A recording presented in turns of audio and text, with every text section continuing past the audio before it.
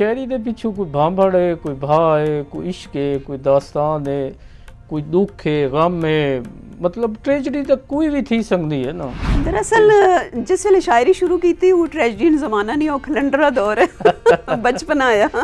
टैंडे मारे मेंढियां अखियां सिजे बालन बाले ते पहली वारी दोवें मिलसां विच सियाले। वाह वाह वाह वाह। पहली वारी उहे ढोले ते माए दा इंतजार कीता वेंदे या जदीद जिहड़ा वक्त दे नाल चेंज थे अज जेहड़ियां हीरन होना वाक गिन गए। आज वो रांझे न्याणे दी खबर मिलनी तो वो ऑनलाइन ऑर्डर करके खाना मंगवा के लिया, कार कोई नहीं पकानी। नम आंखों से जाने वाला कैसा वादा सौंप गया, एक यकीन का बीज गिरा और पेड़ उगा दरवाजे पर।